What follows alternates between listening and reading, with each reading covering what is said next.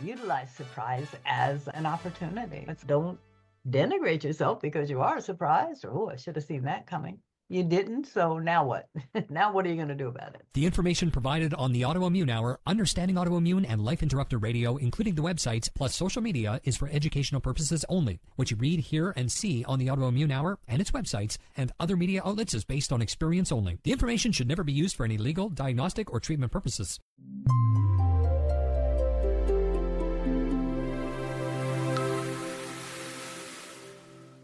Welcome, everyone, to the Autoimmune Hour. I'm Sharon Sayler from SharonSayler.com and, of course, from UnderstandingAutoimmune.com, where you can find all the previous episodes. And also, our guest is a repeat guest, so we can find some of her previous episodes there, too, because Laurie Lawson, she's a fantastic person. I love her to death. And we're going to talk about self-care today, and I called her up specifically because that. Let me read you her bio, and I apologize if I'm reading it. My eyes are going to go off the screen here, okay? So Laurie Lawson is a certified empowerment coach from the Institute of Professional Excellence in Coaching. She's an ICF professional certified coach as well, and a certified EQ mentor coach, and she is the past president of the ICF of New York City, a committee member of Global ICF Membership and Community Ethics and Standards, and you can just go on and on, but she's a fantastic coach, as you can tell. She transforms thousands of people's lives, and including ours here at Understanding Autoimmune and the Autoimmune Hour. Laurie, welcome. Thank you. Love to be here. Always have fun with you and always learn something. It's amazing. It's Well, amazing. So the learning something is mutual here. As I mentioned, we're going to talk community. I've heard from you guys, and I'm feeling it myself. It's time for self-care. It's time for learning how to take a step back and evaluate how we're doing. And I've noticed that myself and my friends. And so that's why I called Laurie. Said, "Hey, Laurie, let's chat."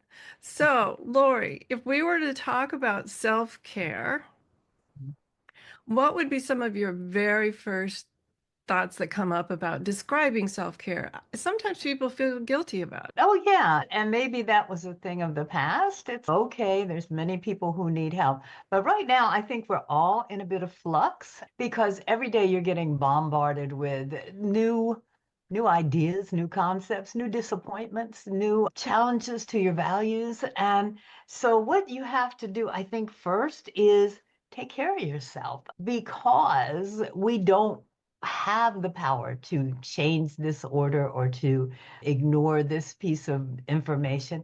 The only thing we're really in control is how we respond. And that's our power.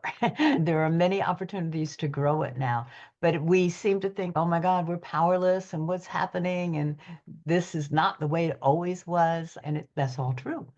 But we're not powerless. We are powerful in the sense that we can determine how are we going to respond to this? And it's a great time to tweak your values. It's a great time to tweak your assumptions. It's a great time to tweak how you view the world. Is it expanding? Is it contracting? There's just so many opportunities in this. And I view it like the pandemic. It was like, oh my gosh, what's going on here? And then as you eased into it, it was like, wow, I love having time to myself. I'm in New York City, so I love hearing a bird in the morning. I never heard birds in the morning. The pigeons, whatever they are, they chirp. So I loved hearing them. There are opportunities. And without losing reality, it's a nice balance. But I think the one thing you have to concentrate on is like, what can I control? What can I do right now for myself? And then once you get yourself together, you can get out there and help other people if you like. Absolutely. And I wanted to talk about this because I think the thing for me is years ago, I had a mentor talk to me about the topic of surprise. And he always said, surprise is the enemy of competence.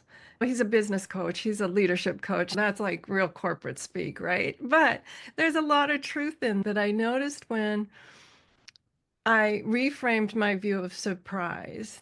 Sometimes now I say, like, look, I'm disappointed but not surprised. And by my reframing, or I'm upset but not surprised, or sometimes that gives me this sense of control. I don't know, maybe I know it's all in my head. I won't say maybe, it's all in my head. But This idea where I can put new words to it instead of just be walking around in this constant state of what the heck, which is Yeah. a very unuseful state of surprise. That's interesting. Surprised. Are we connotating it as good or bad? I do enjoy the joyful surprises, like happy birthday Yeah. surprise. Those I enjoy. But there are a lot of surprises in life. Like when I got my diagnosis, it had gone from, in my mind, not true now, obviously, but perfectly healthy. And 48 hours later, a life-altering diagnosis. Surprise. Yeah, no, that's not what I wanted. Definitely. No, I hear what you're saying. And I think, in the sense of a life-altering diagnosis, I think you have to respect yourself enough to say, whoa, that's a blow. Let me chill for a few minutes. It's like, I don't go in the bathroom and despair and cry. Or maybe whatever you need to do. But I think you also have to, I wouldn't negate or I wouldn't diminish surprise in good or bad form. I would say, what an opportunity to say, oh, wow, have I just expanded my perspective? Or, wow, have I just created a new value, in your case, health. I'm taking care of my health right now. What an opportunity. And I wouldn't chastise yourself for saying, oh my gosh, what the heck is this all about? I think that's normal, feeling a little depressed and whatever. It's enjoy that. But you earned it and nobody expected it. Again, in the back of your head, say, oh, you know what? I see some opportunities here. This is life altering in many ways. You might want to tell how it was altering your life, because I know you were bopping around and running around all over the countries and doing all kinds of cool things. And you still are, as far as I can see, but and it did alter your life. But what were the opportunities in that? Excellent point.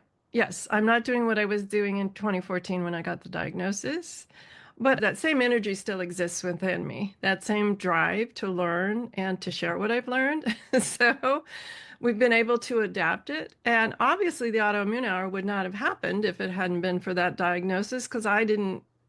I guess I get in the back of my head, I knew the word, but it wasn't a word that I thought about much or diagnosis that I thought about much. No one in my world had one. And so it was like, okay, life just goes on. We create our own little bubbles. It certainly expanded my bubble. Yeah, and I'm sure I think everyone can look back and go, oh, I thought this was the end. I thought this was okay. I can't go on. This is the worst thing that ever happened.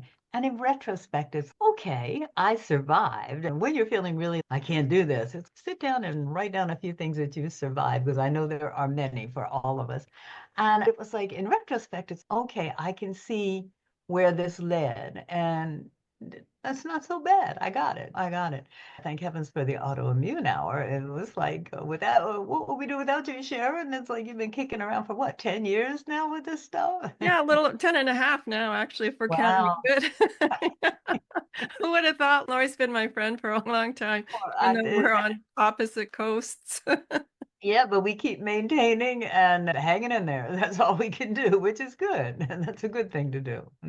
Oh, absolutely. And I think that maintaining friendships, I'm just going to go tangential here, but one of the critical things for me is maintaining friendships throughout the years is really important to help keep you centered and grounded. And there's always someone in my world, like Laurie and a few others, that I can call and say, I just need someone to listen. I'm not sure I'm ready for advice yet. I just need someone to listen.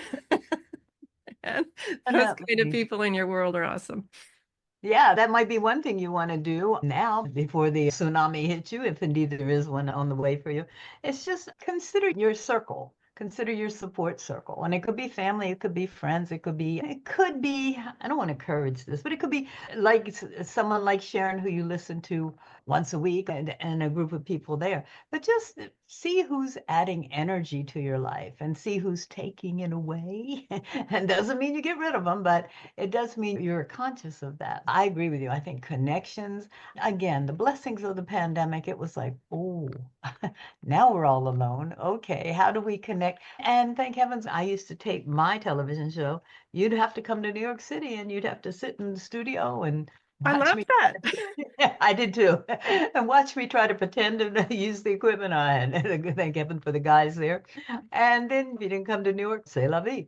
It occurred to me like a couple months into the pandemic, gosh, there's Zoom, and it expanded the world. And do I like it as much? Now I do. But in the beginning, it was like, oh, this I want the face-to-face contact. And it just expanded the world. But in the beginning, it was like, ooh, how do we connect now?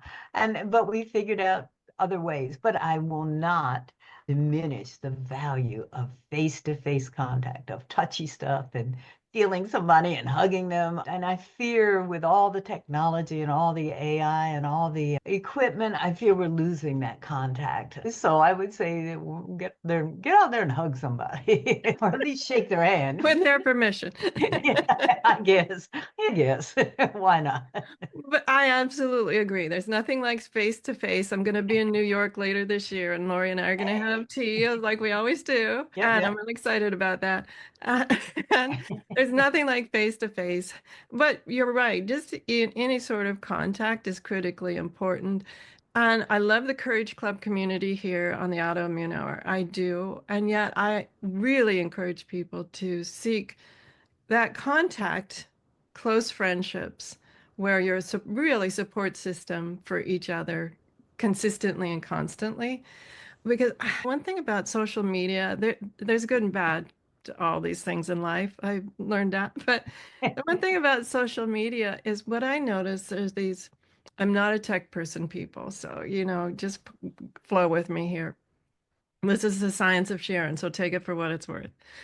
All these algorithms can send you down the weirdest rabbit holes that increase your stress, increase your insomnia, increase your flightiness, and into reading comments from people that are probably as equally or more distressed than you are over things.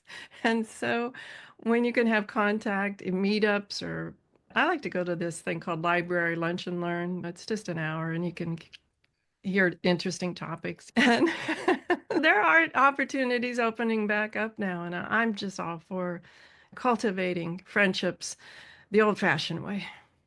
Yeah, it's becoming a lost art. I remember, actually, it might have been like 15 years ago, Las Vegas put out a statement saying they were getting rid of 85% of their gaming tables and adding slot machines and AI machines and things like that because people could relate to them better. And it was like, this is not good. I wouldn't say gamble around a table, but at least that's human contact and you have other people that are there. And it's a trend that's been getting bigger and bigger. I don't know how the generation, I don't even know what generation it is now, Z, X, Y, whatever it is. I think we run out of alphabet. I think we did. Now we're back to A. I don't know, but I don't know how they communicate without. I see everybody walking around with a phone in their hand like it's an accessory. And it was like, no, when I'm out, my phone is not in my hand. I want to be out. I want to be away from my computer. I want to be away from my phone. But everybody, oh no, and they're all walking around with it. And I don't think you're ever going to change that habit. And if that's the habit, that's good. You want to be up to date. But I think you also have to do what Sharon's saying. You also have to cultivate some face-to-face, real contact, people contact, not screen contact. First of all, it's important to determine your value. What is your value? And I think in the case of Sharon and in the case of myself, because I went through some crazy health stuff last year, what's so important is the people you can call like in the middle of the night and go, you know what? I think we got a problem here. You need that. You can call 911 on your phone, but it's not the same thing. So you need to really have that support group there, and you need to be a support for someone else also. I like that you add that. I'm not going to name names. There are people I've met over my long lifetime here that are like that. Like it's all one way. And really, that's not helpful to either party. It really isn't. So if you have a couple of one-wayers in your life, I'm not saying get rid of them. Maybe put them out into a little further acquaintance circle and cultivate those that are always there for you. That's the important thing for me. But also remember, it's a two-way street. You got to be the one that's always there for them as well. Or at least try. Yeah. Or at least try. Yeah. Yeah. That's it. It's who are the energy suckers and who are the energy providers. And that doesn't mean the people who drain you. Sometimes it's family and it's hard to get rid of them, but it doesn't mean that you totally eliminate them. But if awareness, I think, if you're just aware that okay, I've got to set my boundary. I've got to be able to say no and feel comfortable with it. And me first. And that is what we started this whole thing by saying self-care can be selfish. That was so hard for me. Me first? What? That's not how I was raised. And it's like, too bad, because I wasted a lot of years putting myself on the back burner and doing everybody else's bidding and what they needed. And my philosophy was give people what they want, and then you'll get what you want, which is a great philosophy and it works, but it's also exhausting. It's, yeah, but you got to fill me up a little too. I'm giving you everything I have and I'm feeling all limp and not sturdy and comfortable now. Awareness is an important part of the whole game. Absolutely. And I'm going tangential on you again, Laura, here, because one of the things that came up for me when you said that was I was thinking how many caregivers are out there that really need a strong support system. So if you know a caregiver, you love and care for a caregiver, make sure you can provide for them some of that support. Or, hey, my ear is always here. If you need it, I'm happy to just sit and listen. I know I can't help cure the problem, whatever that is, because usually a caregiver, it's usually a long-term or chronic condition of someone else. But I was thinking about all of the caregivers that can feel so isolated still. During the pandemic, I know a couple of caregivers that it was extremely hard because they were afraid to go out for fear of bringing it back, and they weren't worried about their own health so much as just destroying everything else. I think for caregivers, it's critically important to take some me time and Right. ask fellow friends, hey, can you come in and help out for Caregive. a couple of hours? Yeah. Yeah, definitely. It's been, I think it's been proven that, you know what, it's how the coaching profession started.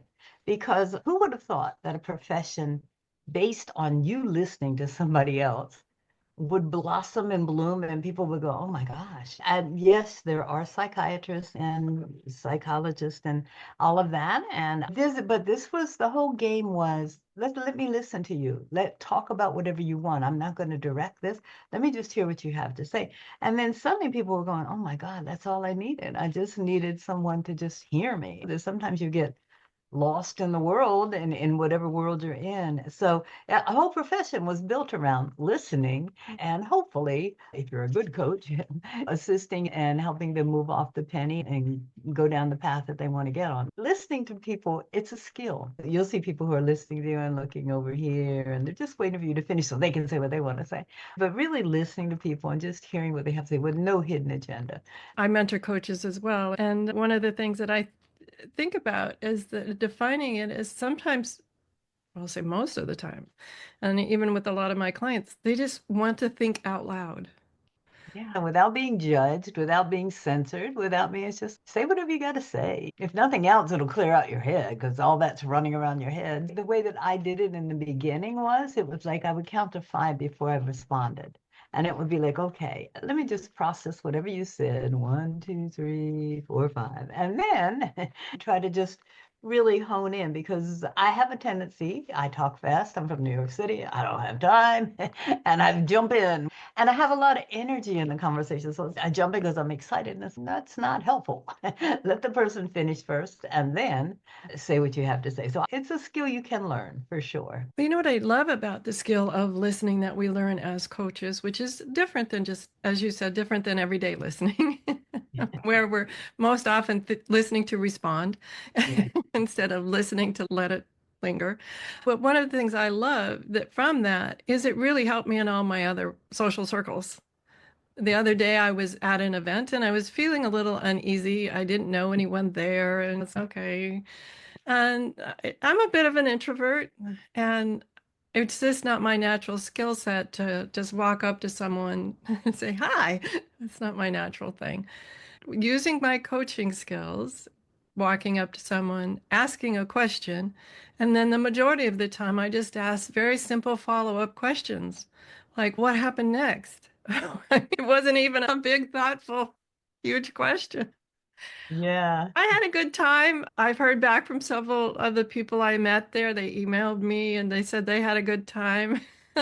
Like I said, using those coaching skills, I was able just then to bring it out into what I'll say the real world too, using those same skills I have simple questions, not complex questions or questions that you insert something about yourself, but just being able to keep the conversation going. It's a great way to meet people and not feel too vulnerable at the same time.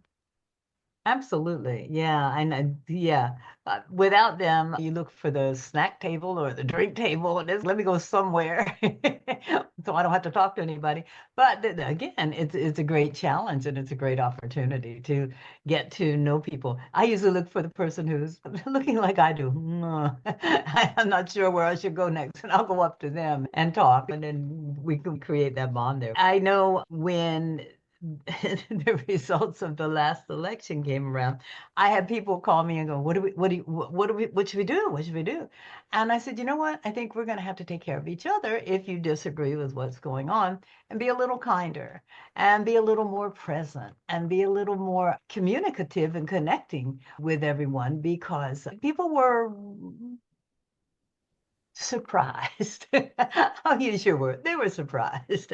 And We have to expand the definition of surprised. As I said, my mentor is from a business leadership background, but understanding what happens to your brain, how it goes offline when you're surprised. It may be for a second because it's a somewhat familiar surprise, or if it's a big surprise, a totally unexpected surprise, a community surprise. This can be a natural disaster. It doesn't have to be an earthquake, a tornado, a health crisis. It could be anything. yeah. I think it's really important for people to understand what happens to our brain and how it goes offline. The thinking part goes offline when we're in that state of surprise. And to give ourselves some space and grace to just, okay, yep, I want to get back to a useful state, which surprise is not a useful state. Even when it's their birthday party, surprise! It's fun for a second, but it's not a useful state.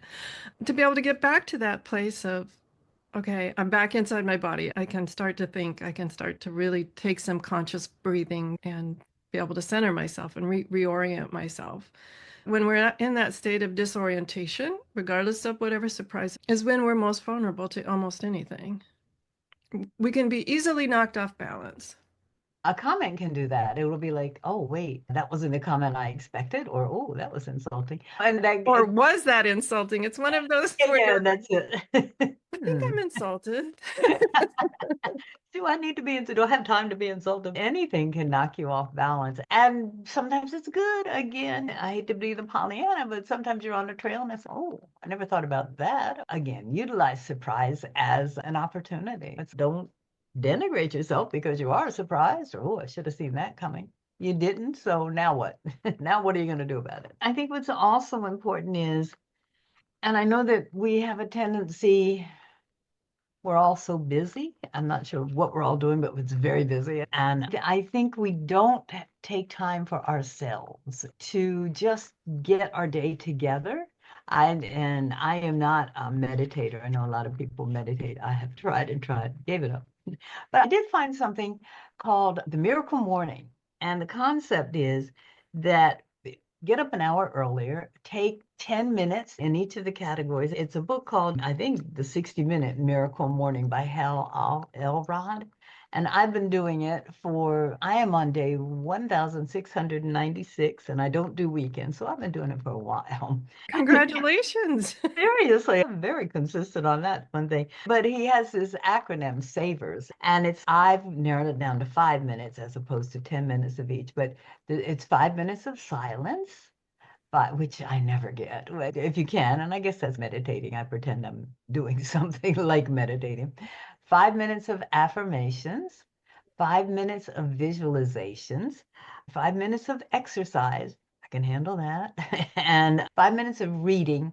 And I guess he couldn't find a cool W acronym for writing, so he put scribing. And just 5 minutes of writing in a journal. I admire him. I tried to figure, could I help him out? No, it doesn't work. And it's okay. Whatever comes from my day, I've got my day in order. Because I'm always, oh, I'm never going to read this book. It's taking me so long. Or, oh, I really want to write in this journal, but I don't have time. I've done it.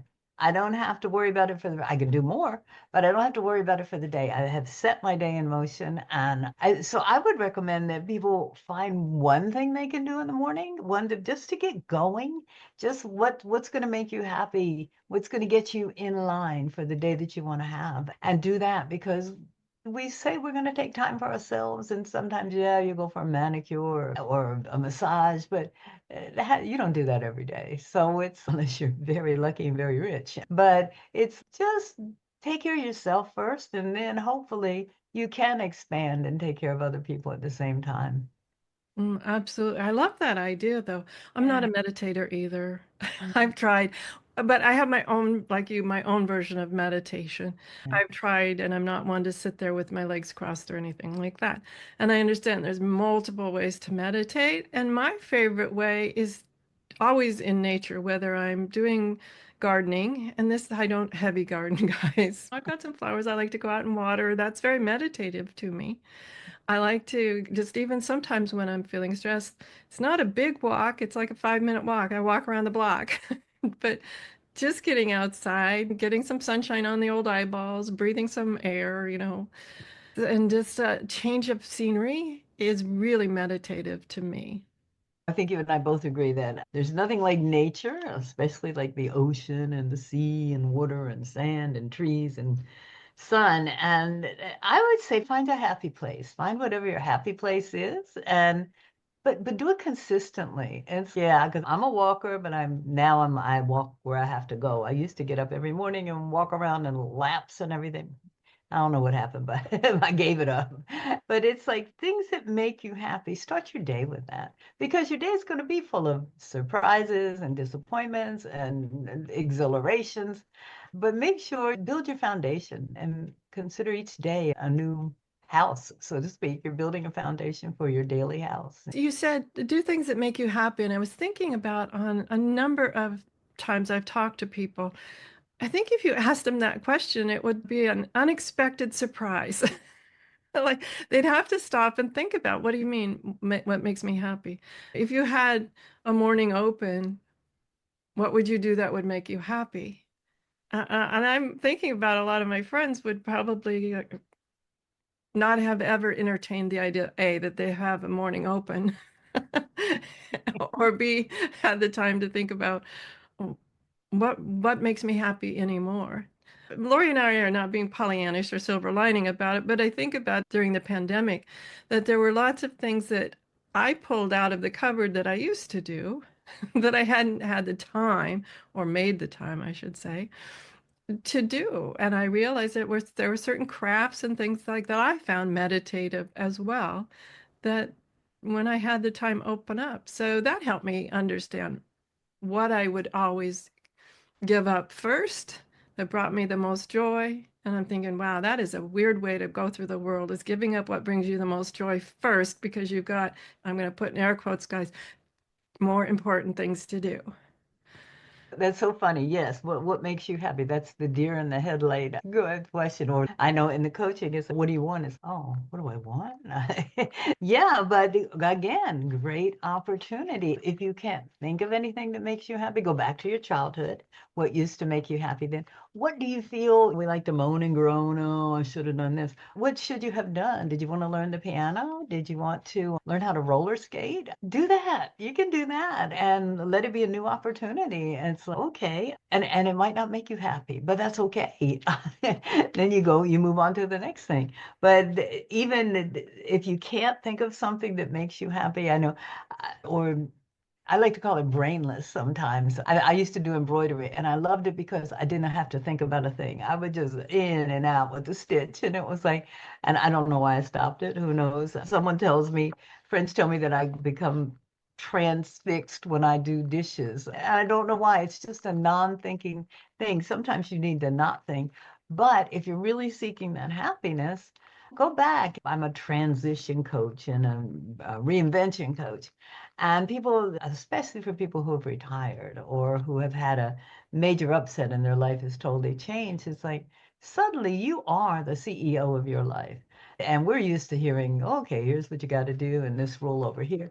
And so, no, you're the boss now. So as a boss, What do you want to see happen? You can make it happen. Scary concept, but fun. It can be so much fun. It's, oh, nobody can tell me not to roller skate for half a block and fall on my butt. No, I can do that. Not a problem. Go back and see, what do you feel you missed? A lot of people have a bucket list. I don't have one yet. I don't know what I'm waiting for, but I really don't have one. But create a bucket list and check it off. Whatever floats your boat, go for it. Yeah. Wow, interesting. I don't have a bucket list either per Yeah. se. There's a few things floating around, but they're not a bucket list priority. I have this weird thing that I do, and it changed a little bit during and since the pandemic, but for multiple years, every year around my birthday, it's not just on my birthday, but around my birthday, I challenge myself to do something I've never done before. And sometimes it's really wildly successful, and I go on to do it for a long time. I was like, wow, I really enjoyed doing that. Other times, not so successful, like when I tried to learn to ride a motorcycle. My friends and I took a class. It was not like this one day thing, and they provided the vehicle and the whole thing.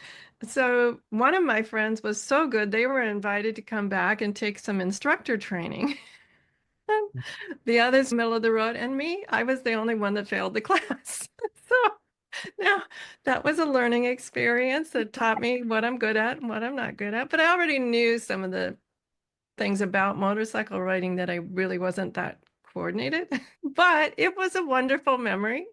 And I guess a constant bucket list, not like waiting until retirement or whatever, but just, oh, one time I remember we all went to a rock climbing gym. There again, nothing catastrophic like passing or failing or judgment happened, although I definitely chose friends who were more athletically gifted, but we had a good time. So I think not waiting for a cataclysmic event or a certain date on your bucket list, but keep going, check it off as fast as you can. I love that concept, Sharon, because it's like, yeah, whatever makes you happy, there's no pass or fail. It's like, it's, as Sharon said, she didn't excel in the motorcycle class, but it was a great memory. It is And a great memory. It's an yeah. embarrassing memory. In my own mind, my friends think it's hysterical. That's not embarrassing to them. Yeah, there's no pass or fail. I don't know the age of your listeners here, but at some point you reach a point where it's, I don't have to pass. I've already passed so many things and I've already succeeded. I'm going to just try. I just want to have some fun. And God, a long time ago, my mantra, my daily mantra, I guess, would be, it's like wherever you go, bring your own sunshine. It's like there's no guarantee that this is going to be the best experience in the world. But Sharon, if you can have some fun and even climb a few rocks, whatever, and not to the top necessarily, it's like that's a successful day. That's something that one, you're not working and hopefully you're just really taking care of yourself and having a good time. Absolutely. I think the one nice thing about getting older, I don't know. It's hard to know. Is it getting older? Is it whatever, overcoming a chronic condition? Whatever. I don't know what made me be this way, but I talk to a lot of my friends that are around my same age and they seem to have a similar feeling. Is after a while, you really just don't care what other people say anymore. It's just, yeah. And you just, what that proverbial running off a duck's back kind of thing. It's just, yeah, okay, whatever. I am going to, yes, I am older, but I've always been interested in motorcycles. I'm not anymore because I went, yeah, this isn't my thing. But you wouldn't know that if you hadn't tried. So, Exactly. That's the mantra now. You wouldn't have known that unless you tried.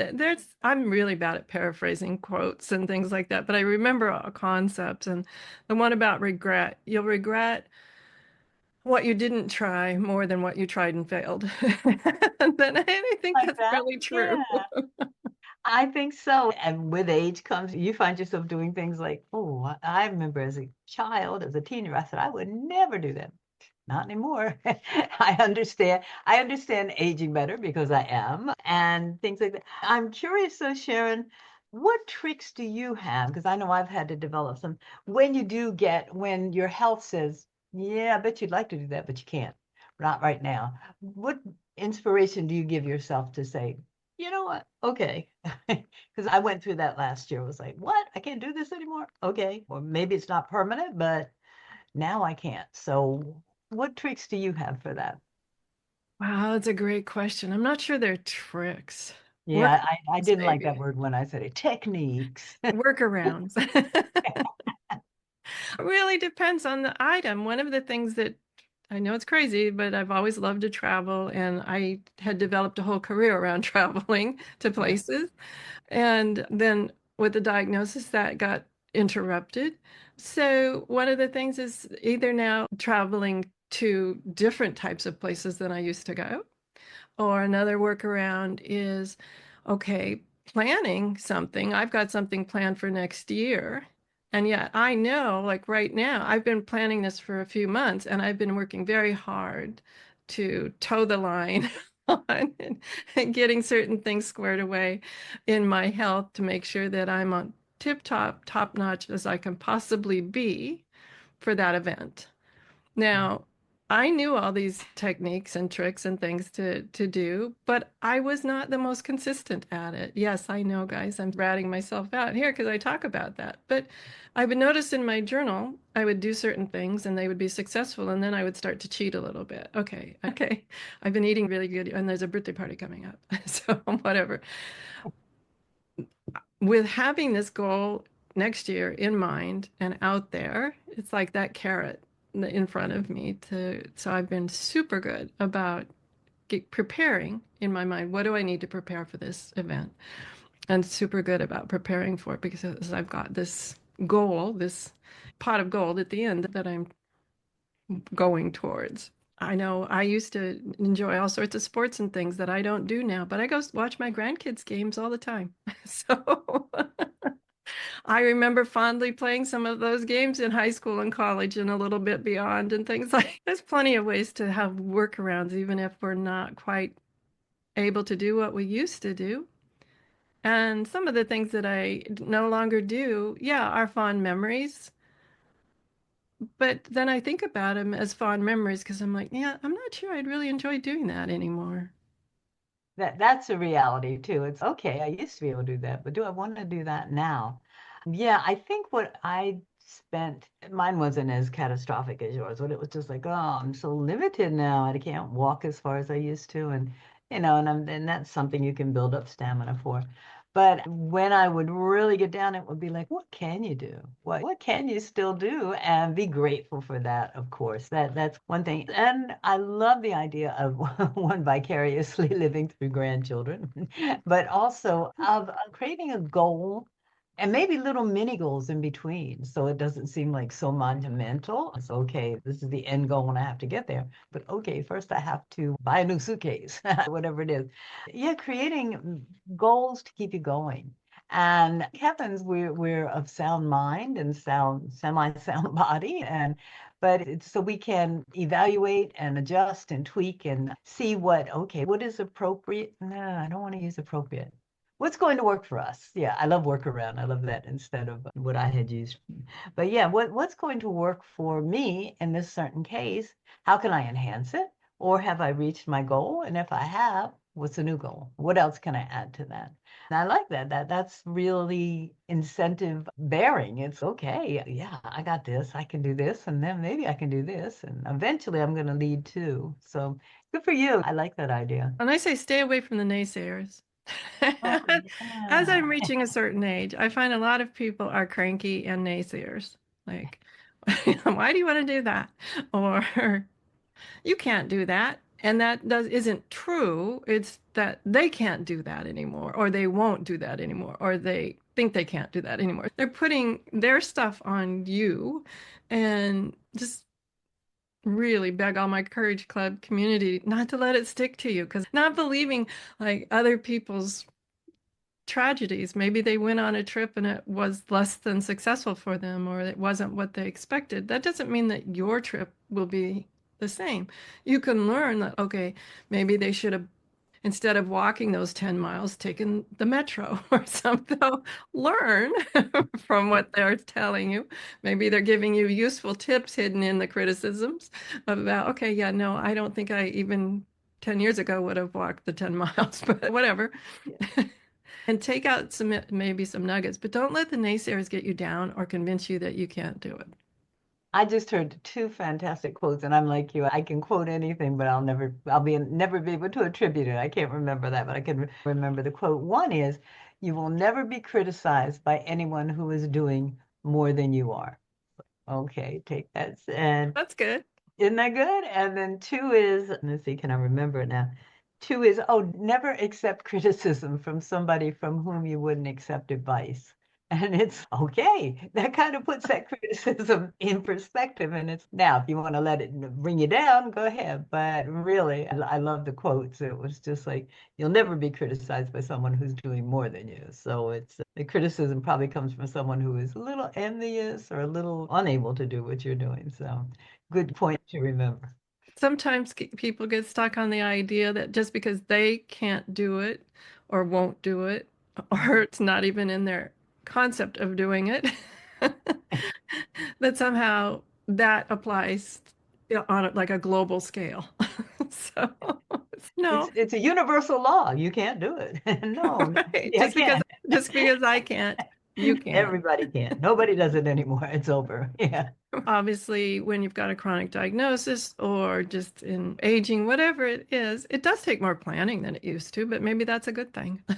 Let's It, see. it does. And I live in New York City, so there's always this little element of, ooh, is it safe? Is it safe to go here? And you got your neighborhoods and your times and everything. But as a result of the insanity that's happening on our subway system, I don't ride the subways anymore. And it's when I'm going, oh, I don't ride the subway. Then I went, what did you like about the subways? They're hot, they're smelly, there's a lot of stairs. No, that's good. I don't ride the subways anymore. There are adjustments you might make, but they don't have to be tragic. They can also be beneficial to you. Yeah, safety is an element for sure, and you should keep that in mind because push yourself as far as you can, but don't go to the extreme. There's no point. Who are you competing with? Yeah. I like who are you competing with? That's going to be my mantra. Who are you competing with? That's a Yeah. good way to have self-care. Who are you competing with? I'm not competing to be the best mom, the best grandma, the whatever, the best whatever. But anyway, oh, Lori, we're just down to about 2.5 minutes. Oh my gosh. Tell us a little bit about where we can find the Coaching Game Show, which is your Yeah. wonderful podcast / TV show. Thank you. Thank you. You can find the coaching show, and we air every other Tuesday at 8:30 p.m. Eastern Time. I'm on the right coast. And you can find it on my website, which is LaurieLawson/ELJ.com. And that is Electronic Link Journey. And you can also find it on Manhattan Neighborhood Network, which is their website is mnn.org. And we're on the lifestyle channel. So you can find it there. And I have a YouTube channel, and you'll find it there. I'm everywhere. I'm like you. I'm everywhere. Yeah. Show up everywhere. I'm not hiding. Yeah. I'll put the links in the description too, guys, so you can Okay, find cool. all of her great coaching shows. So, Lori, thank you so much for being our guest today and sharing some insights about self-care and learning to know ourselves better and being true to ourselves. I think that's one of the things Lori's really always stresses is, what do you want? Forget that. Be true to yourself. Yeah, yeah. It's a pleasure. It is, like I said, it's always, I would never turn you down. Because it's so beneficial for me. I always learn something from you, even though, I'm supposed to be imparting my wisdom. You always have something cool going on there. Thank you so much for inviting me. It was a pleasure. Oh, it was. And I look forward to seeing you later this year. So Me too. in person for some tea. Okay, everyone, have a great week, whatever your adventures, and join me next week for another brand new episode. Enjoy.